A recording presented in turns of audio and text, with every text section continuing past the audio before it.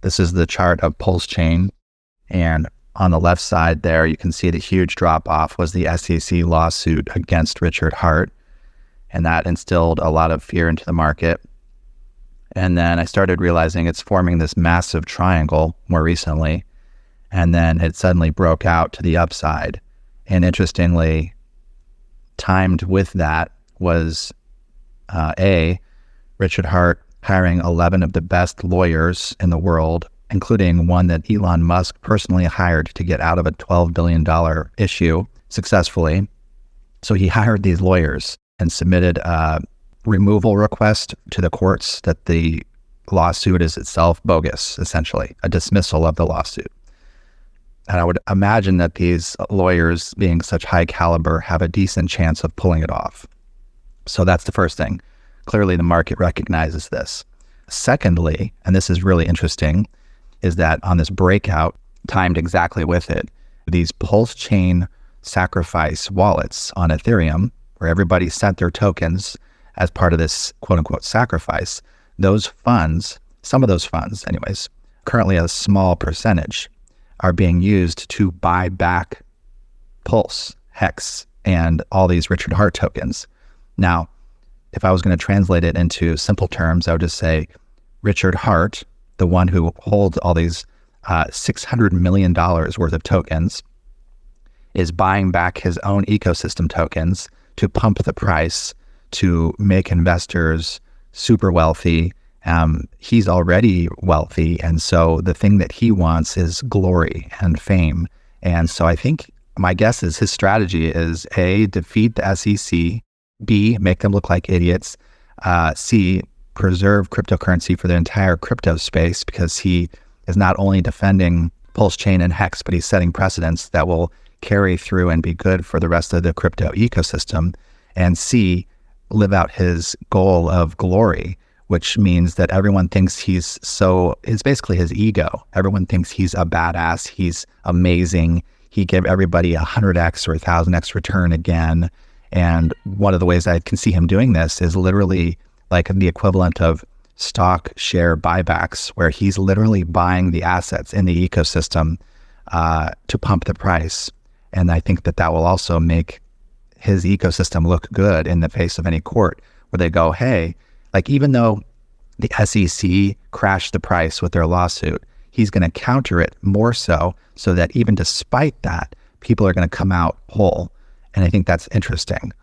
So we had that period of from August till the beginning of this year where there was just this shakeout of weak hands and sellers on that news of the SEC lawsuit.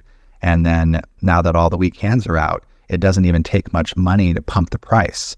So I think that was what he kind of waited for. This is all my speculation, to enrich the strong holders, the strong-handed holders that held through. In my personal situation, I am doing well on this. I'm more than 2x up because not only did I hold through this period, but I sold toward the top and I bought more toward the bottom in that fear phase. So I'm more than 2x up over my cost basis. My cost basis was like 0.000045. I suspect the price is going to break out of this range and go 2x higher than where it is now. And then I'll be like 4 or 5x up. And I'm guessing Richard Heart is going to time this with the lawsuit so that when the judge looks at this, the lawyers that he's hired will be like, hey, what's the harm that's been caused here? Like all the investors are up. Look at this chart. It's massively up. He calls it a magic carpet ride instead of a rug pull. A rug pull is where the founder or someone with the admin key runs off with all the funds. So Richard Heart, he's talked about this. I've heard him in many videos in the past talk about, well, what happens if there's a magic carpet ride? Oh yeah, how about this one? Rug pull, right? Okay. What would be more likely?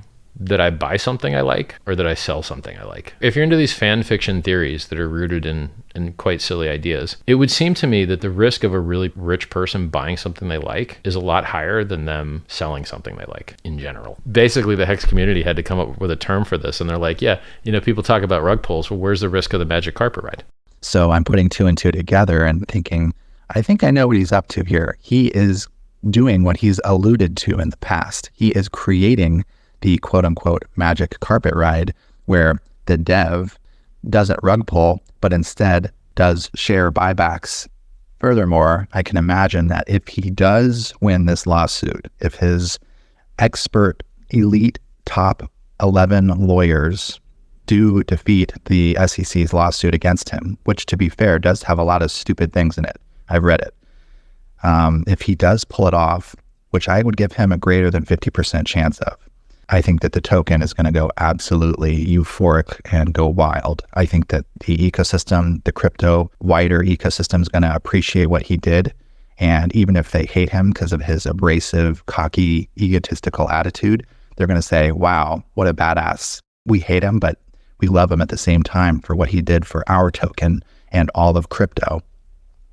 And I think that some people will buy his token because it will be pumping and the news will be so good. It will be the opposite effect that the SEC had when it cratered the price on the initial lawsuit. That was a bad news event, and him winning the lawsuit would be a good news event, and it would probably have the opposite effect and pump the price crazy high.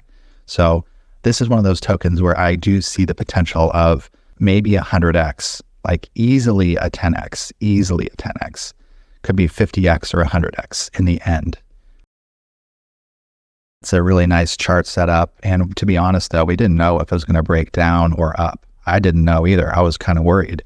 And I think that a lot of people were in the same boat. And also, we didn't know what Richard Heart was going to do. Like, it seemed like he went kind of radio silent. Like, was he on the run? Like, I really wondered. I'm like, oh man, this guy's going to fucking go to Russia, and he's going to give the middle finger to the SEC by making it so that he can't be found. And he's going to pull a Edward Snowden on the SEC and the courts, and ensure he'll never be able to enter the United States ever again for the rest of his life. But then they can't do anything to him or his token because his token's already not on any exchanges. So what can they really do? And so I think that uncertainty was why everybody was just sitting on the sidelines and selling and being kind of in fear mode. Me too. I'm like, I don't know what this guy's going to do here. Like, what's going on here? But then out of nowhere, he hires 11 lawyers, submits this dismissal request to the court. And I read it. It's super well documented. It's bullet pointed. It's like takes down every point line by line. So when I think the market saw that, they're like, oh shit, Richard Heart is not only not running, he's head on attack mode against the SEC with some heavy firepower. And combine that with the share buybacks, and you have the recipe for the magic carpet ride